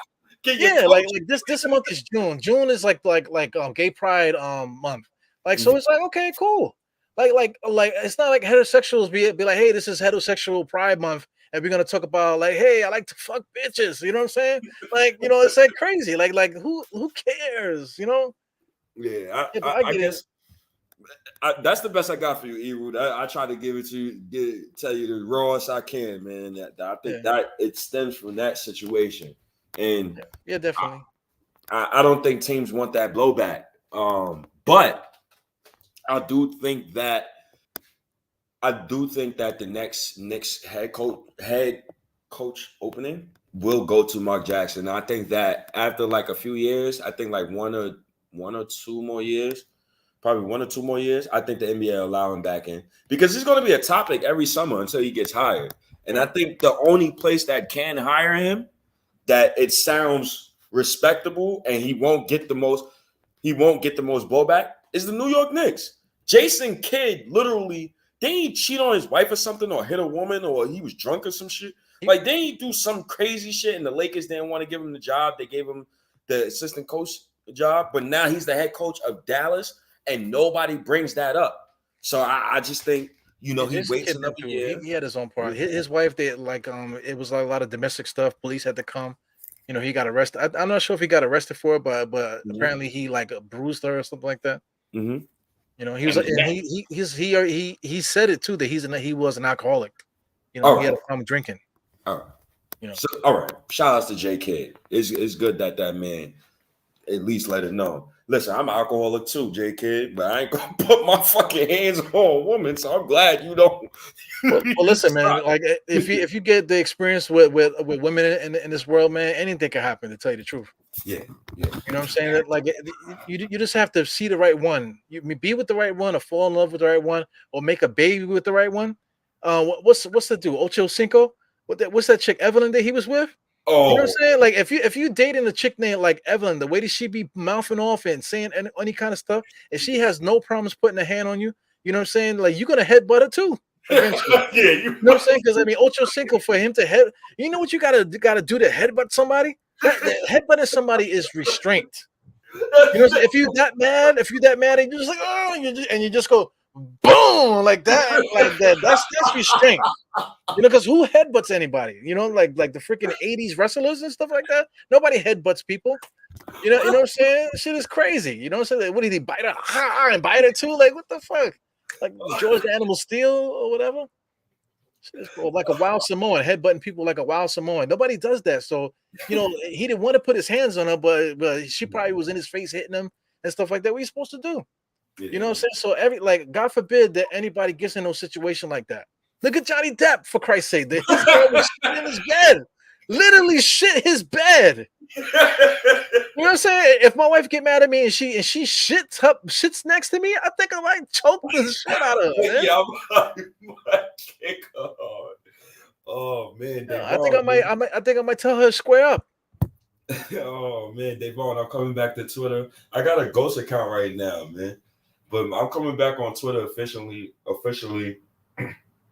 So it's either 3 things. The Knicks pisses me off draft night. I'm going to make an account and I'm going to put out a video immediately. So that's the first thing. First way they could get me to come back to Twitter real fast. The second way is July 1st. The Knicks piss me off with free agency. They do some dumb shit like don't trade Julius Randle, or they just keep everybody and they say, we're going to do continuity for 3 years straight. And the third thing is the first game of Summer League. That's the latest I'm going to wait, is the first game of Summer League. So that day is when I come back. But I'm pretty sure it's New York Knicks, and it's going to be draft night. I absolutely know that's gonna be draft night. The freaking just cue the what do you call the Nas hate me now music, and the fire and flame. Just cue that but shit. I think it's going to be the one hope I got is I think the Knicks will trade up draft night, but it's still a wait and see. Like being a Knicks fan for 21 years, man, all we had was hope. That's all you got is hope, man. Not for nothing. All these years, that what got me through it is hanging out with fans and stuff. At the time, like I wasn't doing podcasts like 20 years ago. But you still find your fans wherever you find them. At that time was message boards. I was in the message boards like crazy. So I used to be hanging out with people from message boards and stuff like that, doing meetups and just yeah. I actually went to freaking Toronto. I went on a romantic drive with four. Speaking of rainbow, I went like on a romantic drive to Toronto with like three other Knicks fans. Stayed in a hotel with them for like 4 days and everything, man. They want to talk about that. So I mean, there's no matter what's going on, social media wise or whatever, that we always gonna find each other. So we are the ones that got us through that. Yeah, man, that's a fact. What me and Daha have been talking about for months, man. Get us a young coach, a minority, somebody. Well, I want a minority head coach. Me I personally, mean, Johnny want a Bryant's black the guy, though. Johnny Bryant's the guy. Yeah, He's him. But if Utah offer him the bag, man, how we going? We can't And stop that man. Then who is it then? If it ain't Johnny Bryant, and Johnny Bryant goes and get not the bag, but just gets the opportunity of a lifetime to run his own NBA team, then where do we go? Mark Jackson, man. It's He only ain't young, man. That motherfucker old as hell. He about as old as Tom Thibodeau. I don't give a shit. I want Mark Jackson, bro. I want somebody like, even if he lie, like I'm gonna believe him. That's He's a good coach. He's a good coach. Period. Yeah, he is a good coach though. He's solid. His offense was horrible, but he's a damn good coach though. And he got those boys to play hard. Well, Mark Jackson's offense, it was basically like what he knows, the point guard running the offense. He was a point guard ran offense when he was the coach. He had a traditional power forward at the time with David Lee. David Lee made the, that type of thing. So that's how they ran it. But once Kerr got there, he flipped it, added some Phoenix moves, D'Antoni stuff that he learned from D'Antoni into the mix, and it is what it is. Yeah, listen, I don't try to compare. I would never compare Mark Jackson to Tibbs, man. Mark Jackson, I think Mark Jackson, I think they're both great coaches, but I think they're great coaches depending on where your team is at. So, yeah. I think Mark Jackson would be great for us right now, and Tibbs would be better for the Knicks. And Tibbs would be damn near 70 when he ready. So, Kenny Atkinson, man. Hindsight is 2020. Kenny Atkinson was the guy we should have hired. Woo! My only beef with Kenny Atkinson was I had no beef. I ain't gonna say. Well, check out what he did with the Nets when he was with the Nets, and he had D'Angelo Russell and Spencer Dinwiddie when they first got there. And just remember what he did then, and then now add RJ. All the guys that we have, whoever quickly, and add Obi and all this other stuff. Add those guys, and then that's basically what we would have been. Something close to that, I think. Yeah. Well, yeah. Foundation. It depends. It depends because you gotta also think. You gotta also think drafting and other like upper management stuff like that. Because a guy like I agree with that. That I agree with too. Yep. Yeah, I agree. I definitely agree with that. Sam Cassell deserves to be a head coach. Shit, I'll take Sam Cassell. Me too. I always wanted another thing besides the minority point about my next Knicks head coach. I always wanted a Knicks head coach to be like a point guard. So I know we had Derek Fisher. But Derek Fisher, he want to fuck teammates' wives, and that shit don't fly. But it's crazy when Derek Fisher had got fired. He was I think he was 22 and 23. It happens.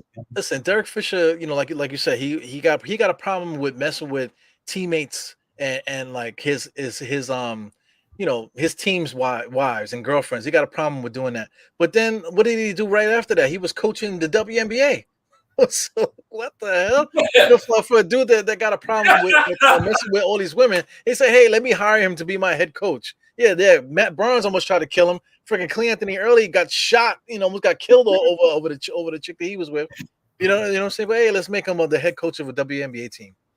Shit. I mean, that's life for you. And Kenny Atkinson is wasted. This guy can Nick Nurse. You know what I would do to get Nick Nurse as the Knicks head coach?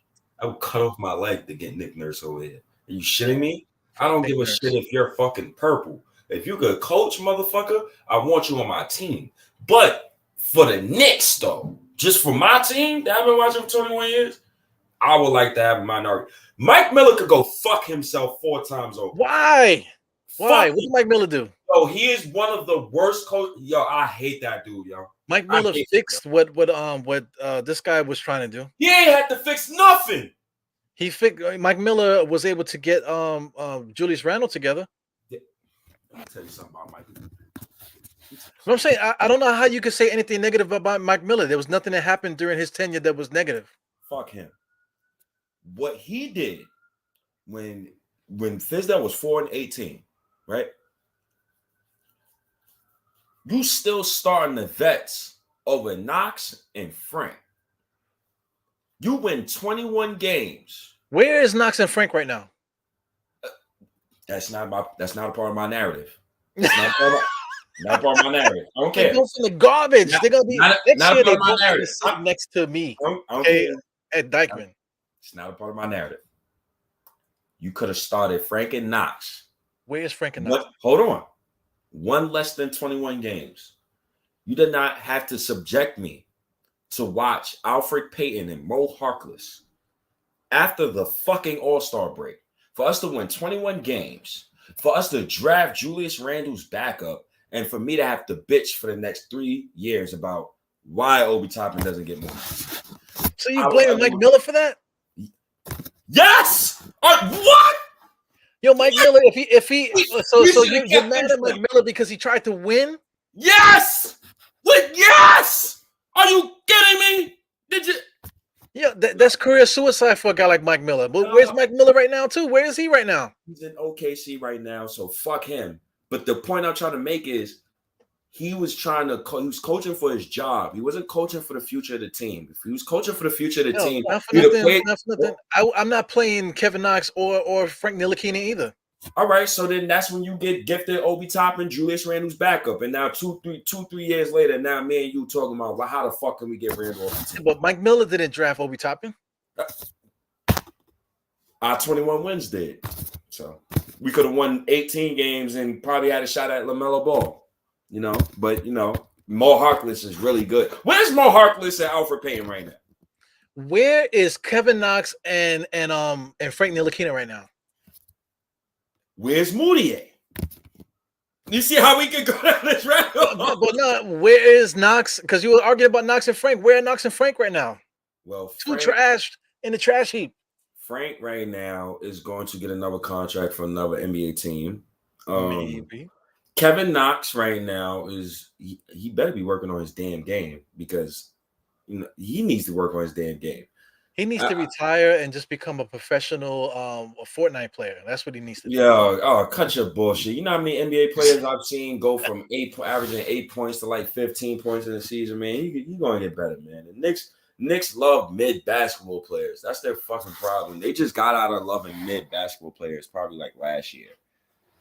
Knicks love mid. We've always been used to mid. That's why a lot of fans defended Tibbs this past season. Because they were so used to when you've seen 7, 8 straight years of losing, it takes its toll on you. So anything that happens that's good, you're gonna take it and run with it. So that 4th seed, these dudes think Tibbs is God. He's a god to you. If all you seen was 7 straight years of losing and you get 1 winning season, that man can't do no wrong to you. If Mike Miller was a starting coach at the beginning of this year, I think we would have been better than Tom Thibodeau. Mike Miller He could go fuck himself, man. I don't understand why you got to say Mike Miller got to go fuck himself because he tried to win. Yes, Because he did the right thing. So if we would have kept or forget all that. If we would have kept Mike Miller, do you think we would have won more games than with Tom Thibodeau? What this past season? Yes. Interesting. It's interesting. I don't want to disrespect Tom Thibodeau because Mike Miller is has never had that thing. But Mike Miller was like a big time G League coach. He was like holding down. Speaking of G League coaches, you want to talk about young black up and coming coach? The G League coach that we have has been doing his thing the last few years. He took over for Mike Miller, and he's been doing his thing too. Running that organization, winning with those guys down in Westchester. Knicks G League coach. Yeah, I gotta Google his name. He's a former player, I believe. I'll let you do it. Gianna Diop? No. Diop, I hope I'll never see Diop ever in life, man. Yeah, I was leaving it to you to Google it, but I guess I'm gonna have to Google it. His name's Giannis Diop, whatever his name is. African dude. It's Derek Alston. Derek Alston. Oh, I thought it was Diop, man. Oh man, Diop, I don't know what that dude is doing. He's probably back in Africa with his sitting on a rock somewhere with his balls hanging out. Fucking goat with a goat herd or some shit. Oh yeah, with like 7 wives. living the fucking life. You know what I'm saying? No, but here's the thing. The one positive thing about Mike Miller and Randall, Mike Miller got Randall to stop doing that stupid ass spin move. That's exactly. So he did discipline him. Not necessarily discipline, but he just had him, if you want to compare the beginning Mike Fizdale and then Mike Miller, it was night and day. He just totally simplified Mike Miller's not Mike Miller, Julius Randle's game. Julius Randle, I think he put like 40 something on Ennis Canner or whatever the hell. So he started playing better. So, imagine what Mike Miller could have done imagine what Fizdale could have done if we would have just kept him that whole season. He could have won 15 games. If you want to talk about fuck somebody, fuck Fizdale, man. Nah. He did the right thing. He tanked because he lost, man. You don't reward people for losing, man. He tanked, and he was trying to win. He tanked. He wasn't tanking. He was trying to win. He got us RJ Barrett. He tanked. He got us RJ Barrett. And then the very next season, he was on his way to get us LaMelo Ball. Like, he was on the route. He's on our way. Fizdale was actively trying to win. And, that was better for us because we was 4-18 when he got fired. And I was ready to be 4-36 because that is another fight right there. That's another fight right there. But it's not a fight. I'm not gonna say fuck Mike Miller and then say, hey, yo, Fizdale, you're the man. Like, hell's no, man. No. That's crazy. Fizdale was horrible in his own right. But the point I'm trying to make is Fizdale was 4-18. We could have kept him the whole season, let that man win 15 games, and then we could have fired his ass at the end of the season and got a higher draft pick. So 2 years from now, me and you could be talking about, yo, what is RJ Barrett and Anthony Edwards doing? Well, are they all playing the off season together? But nah, we having convos about, yo, are we going to trade Julius Randle? Because Obi Toppin put 42 up on some unknown players in the last game of the season. So man, it's tough, man. Well, I mean, Parrish, you're the man, Parrish, one of my favorites. But I mean, anybody's behavior, who like to control one person to control another person, that you're talking about jail. You know what I'm saying? Yeah, you're talking about institution. You know what I'm saying? Like coaching, being a coach, you're not a warden. Yeah, you know what I'm saying? Let that man be emotional. Like we not saying take the man emotions away. We ain't trying to. What's the lion and the Tin Man from? We ain't trying to do that to him. Yeah, the only thing that you're gonna do to stop a grown man's behavior or control a grown man's behavior is only thing I could think of is jail. That's it. It's 2 things that could control a grown. No, 3 things. It's ego, jail, and your wife. Well, what's ego? How do you do it? Well, the wife, of course. You're not talking too loud. I'm looking at the door. Make sure the door don't bust open on me. But like, what do you mean by ego though?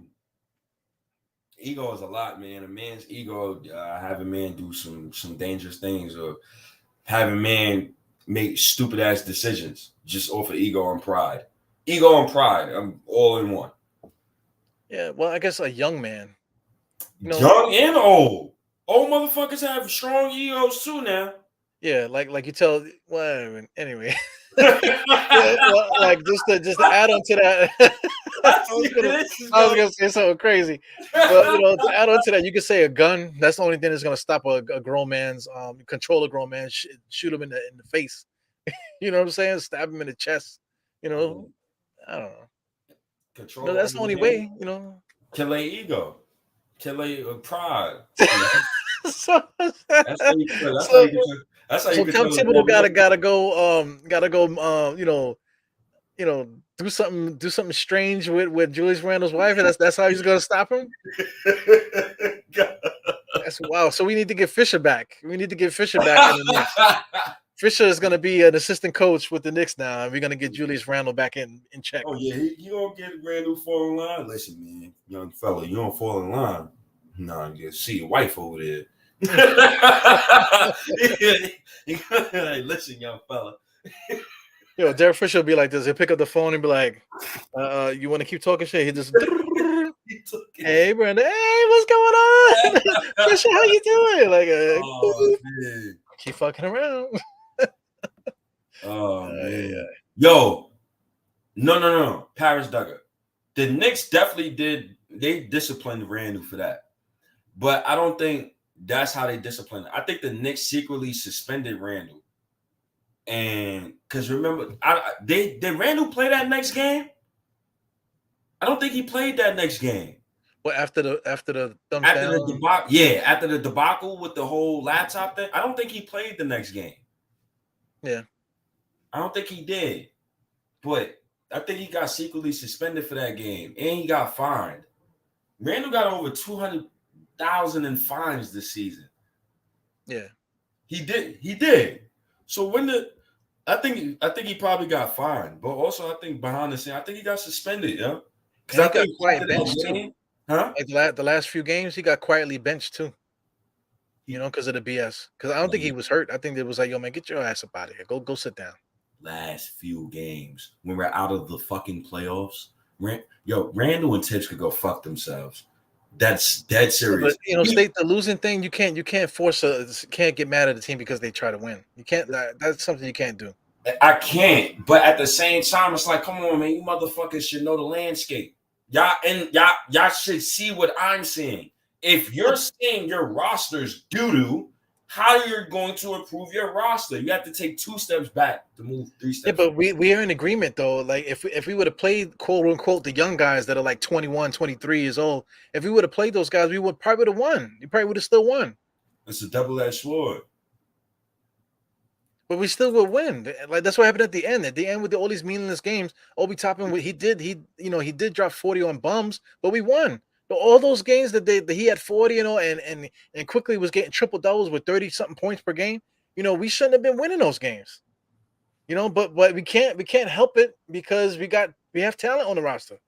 That speaks volumes for the player management and development and the infrastructure. At least we know the young guys can win games, right? It's not like we're arguing about a Frank Ntilikina, Kevin Knox, or Clay Anthony early. Who else we drafted? Ron Baker, Othello Harrington, Frederick Wise. Well, listen. There's guys on the team. Like if the Knicks were playing like Ryan Arcanado, Wayne Shelton, and Ferrin Hunt, and who else? Matt Mooney at the end. And if he was playing those guys at the end, then you could talk about the Knicks. Oh, the Knicks are tanking. But if we did that, the NBA would have fined us big time. They would have said, "Yo, y'all motherfuckers, you legit not playing 10 guys, and playing these bums 40 minutes, nah." And nobody's hurt. OKC was doing that. OKC doing that. OKC is not like the Knicks though. The OKC is they're gonna lose anyway. They're not trying to win over there. They play all their players over there. So if OKC does it, start playing like the bottom guys, it's not going to look as obvious as the Knicks, all of a sudden not playing playing 10 guys and playing the last five. Ferran Hunt 40 minutes. That would be crazy. I think they would find the Knicks for that. Take a draft pick or something. Right, for real though. I'm saying, like, if the Knicks really, really would tank like that, and there's no injuries, they would have to lie on the injury report and all that stuff. They probably would take a draft pick from the Knicks if they did some shit like that. I don't know if they probably would, man. Because we've seen other teams do it. We've seen other teams do it too. But some of those teams, I ain't going for it, Josh. I like Clay Anthony early when we drafted him. I thought he was going to be Danny Granger. I ain't even going to lie. Because, that tournament that he played in, I was specifically watching him. And it's crazy how we wasn't watching Fred VanVleet. But, I was specifically watching him. Hey, he looked like the best out of all three of those guys. But, once again, Knicks picked wrong. Well, I mean, what was the name of the white guy that played with him that we had on our team? The point guard, the white dude. Ron Baker. Yeah, Ron Baker. Ron Baker was a stud in college. He was playing really, really good for the same team that Clay Anthony was on. Yeah, he was. Yeah, he was a stud in college, and then he went to the NBA and forgot how to make layups and stuff. Bugged out. So, I mean, it is what it is. Ron Baker, there you go. Shout out to Eric L. Shout out to all you motherfuckers, man. I didn't even shout out you guys because they surprised me and put himself on the podcast. I only plan on doing 30 minutes, and this motherfucker comes in here now. Look at this shit. A whole another hour and 15 minutes added to the show. Jesus Christ. Oh, man. Yeah, but shout out to everybody that's on here, man. Yeah, shout out to you guys, man. Yeah, Wichita State. Yeah, Wichita State, man. They had a squad, man. They had a lot of players that made it to the NBA or playing overseas or something. They had a lot of talent on that squad. Mm-hmm. In Paris, you are definitely right about this because Charlotte and Miami definitely needed those games. So from the standpoint of the teams that we played that was fighting for playoff spots, yes. But if you're like, it depends on who you talk to, Paris. Like it could be one guy who say, man, I don't give a fuck about those in the end of the regular season games. I've been seeing random NBA players have triple doubles at the end of regular season games. So it's people like that, or it's people like me, who will gas it up and be like, yo, man, Obi Toppin needs to be my starting power forward moving forward. And I don't need to see 30 anymore. So it depends, man. There's so many different narratives. I mean, you were saying play the kids. A lot of people are copying your words, saying play the kids. You know what I'm saying? That's like a catchphrase on Twitter now because of you. Speaking of which, like State is now on Twitter, and I brought it to State's attention for one guy. There was something else too that I forgot. I got distracted, but people are straight up using State's catchphrases all over Twitter, like it's all good. What's wrong with y'all, man? And then these same people are the ones that want to argue with him, all that, and probably the ones that are flagging him to get him booted off of Twitter. You know what I'm saying? So I'm watching you guys, man. I'm staying out of conversations on Twitter specifically because of that. You know what I'm saying? You guys know who you are because you guys are watching. You guys are watching and listening. The ones that are copying all the catchphrases and all that other stuff. You know what I'm saying? If you're gonna do that, at least for the very least, show love. Showing love is much easier than being a closet hater. Because people that are paying attention on Twitter, what I'm talking about.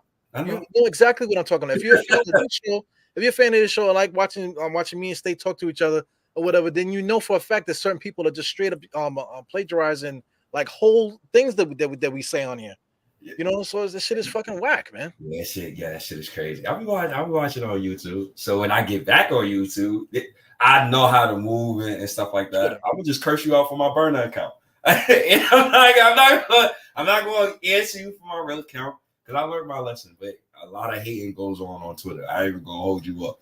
Yeah, not even hiding. It's not even subliminal. It's just straight up. Not even subliminal, and it's really bad. And what's crazy is motherfuckers want to have videos now on Twitter. Like it was so much. I'm like, now all you do is just put out videos. Come on now, man. People are gonna copy that stuff, man. But straight up, like what was the phrase that he was saying? Oh, damn, what did that send you?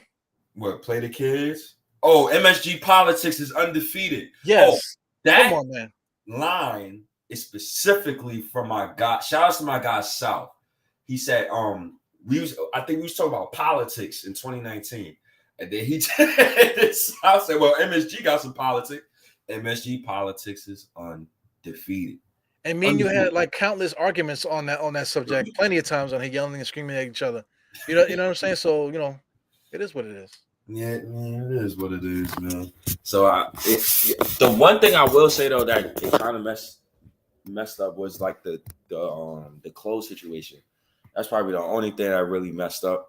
But I'll get everything situated back by the middle of August. I get everything situated back because once I had uploaded a Twitter recently, I had got 500 followers in like one day. So I know I could like literally just jump on and just literally just add everybody because everybody know who the hell I am anyway. So but I need to stop stealing my fucking phrases, man. I'm fucking watching y'all, man. Yeah, but my thing is like it's like stealing it is like the biggest, like what they say, like the greatest flattery and stuff like that. But at least give the credit. Like, god damn, you know what I'm saying? What's the matter with y'all? Shit is bugged out. Yeah, May 4th, what shit you got to steal, man? Motherfucker. we gotta start a what they call a GoFundMe for May 4th to get his shit back, right? Oh man, yo. Oh shit. So Warriors slapped the Celtics. Slapped these guys around. Yeah, shout out to May 4th. May 4th is one of the best on here, man.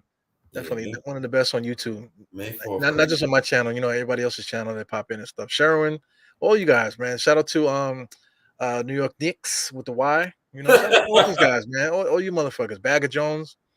Shout out to Josh. Josh is the main one, man. I always tell a story when I used to be on Sim. I used to try to be on a Sim show often, whatever I used to try to get on. And I remember he Josh kept calling in. Right, and he would say some stupid shit. He would make get the fuck out of here with that stupid shit. Right? And then he would call again and whatever. And then next thing you know, Josh was on the show, and I'm like, "Who's this guy?" Like, I'm like, "Wait a second." And I'm listening to his voice. Like, "Wait a second, you that motherfucker that was calling in on that stupid shit?" Saying that dumb shit, whatever. But the thing I want to say about Josh is that you got to give him credit because he don't never back down from as much stuff that people be cursing him out and dragging him through the cold. That motherfucker stayed right there. And now look, he's on Sims network doing his own show, and everybody that was talking shit about him is watching him. Yeah, they watch it. I'll be watching Josh too. Listen. A lot of people don't agree with me neither. We already know what I said 2-3 years ago. I was getting bumped on every day. I was getting bumped on every day. So like I'm used to that, having the different takes that out the Julius Randle's a third option on championship team. I could get all of that. So I'm used to that, man. I like people like that, man. People that just think different. People that think outside the box. Josh is a crazy motherfucker who's a variant of mine in the multiverse, but I don't see his takes. Yeah, he's the fucking crazy variant. Yeah, I never met Josh in person. I can't wait to meet him because I'm gonna hug the fuck out of him, man. I'm gonna try not to make our stomachs touch, but I'm gonna hug you. You know what I'm saying? But he's a big. He looked like a linebacker. He looked like Lawrence Taylor out there. You know what I'm saying? All this, motherfucker's an active Navy guy. You know what I'm saying? So Josh he be lifting. Yeah, he be lifting Humvees and stuff like that. You know what I'm saying? So. Guys need to be careful, man. I don't know if you're gonna be there at the I guess we could close it up, man. But are you gonna do the what do you call it, the Atlantic City thing? I can't.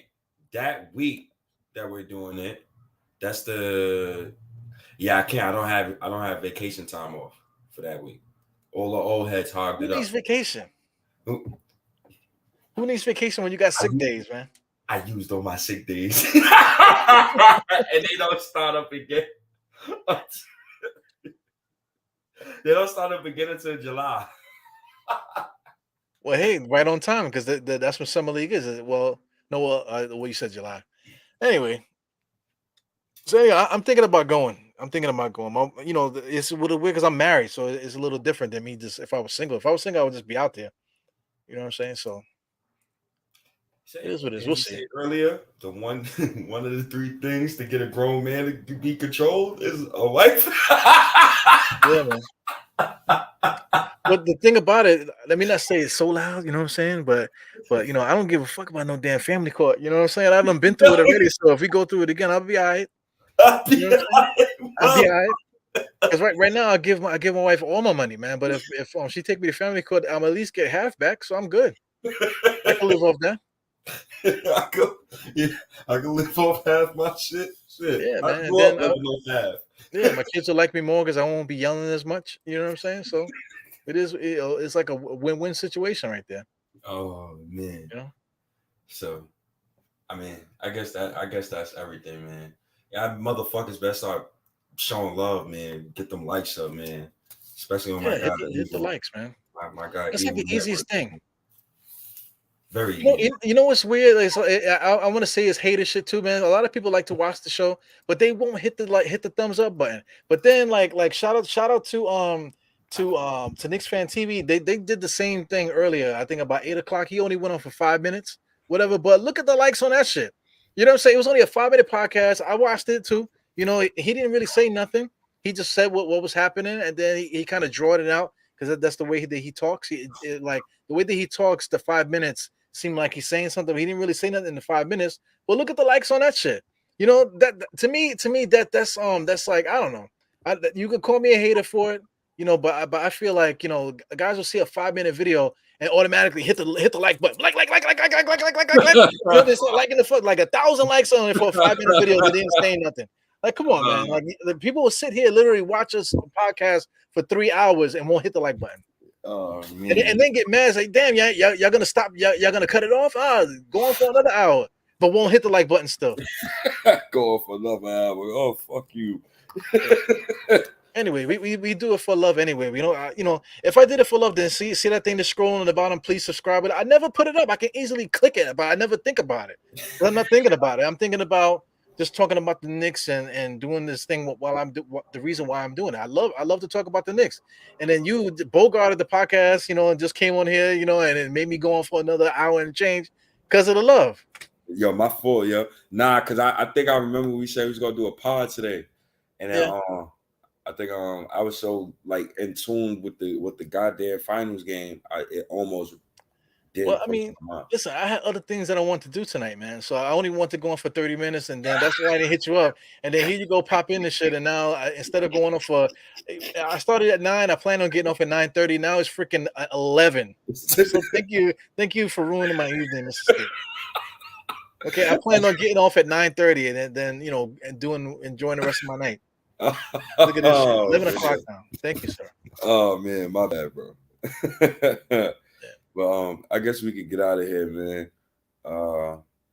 You know, hit that like button, everybody.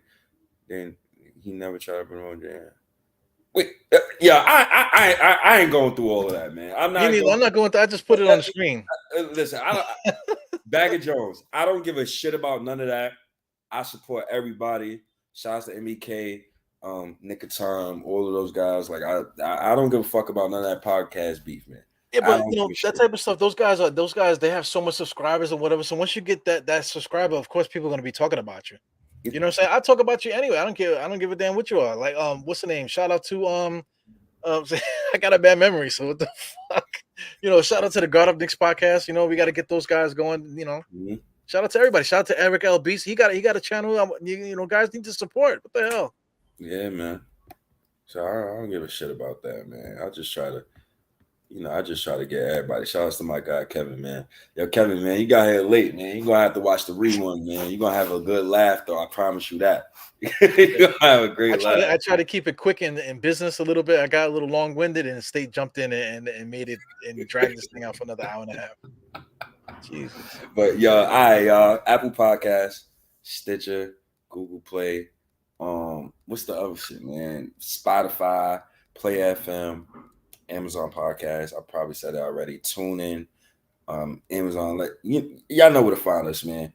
Appreciate all you guys coming in, man. Yo, Dahad, I'm out. I'm out to go eat this big ziti and wait for company and try to see if I could go to the moon again. So I'm gonna holla at y'all. Oh, you're gonna have a good night tonight. You're gonna have big ziti and go smoke or whatever. Now it's 11 o'clock. I gotta be up at fucking 4 o'clock in the morning. Thank you for ruining my night. Oh, don't worry. I'm doing a 17-hour shift tomorrow. So I'm bloating, right? Yeah, man. So enjoy your trip then, man. Enjoy Yeah. your trip to outer space. I'll try, man. Yo, I'll let y'all, man. Nah, man. Appreciate you, brother. Yeah, man. Peace. Uh, Yeah, man. Trying to find the freaking end button, but enjoy the podcast, guys. Go back for those that didn't see it. Go back and watch the replay, or whatever. You'll see me talking shit, and then you'll hear when State pops in the background. You hit a boop, you're gonna hear him pop up, and then he just bogarts the show. So anyway, hit the like button before you leave. Make sure you subscribe and all this. So you can see what I'm doing. Something. Probably gonna go on tomorrow, and we'll see. For those that are following me, I'm gonna post a schedule so you guys can know exactly when I'm gonna be going on. Because I gotta try to be more consistent so you guys know when I'm going on. That way you guys can pop in and be interactive and stuff like that. So anyway, I see you guys next time. 4 fingers to the forehead, tuck of the thumb salute, and we out of here. Bam. See you later.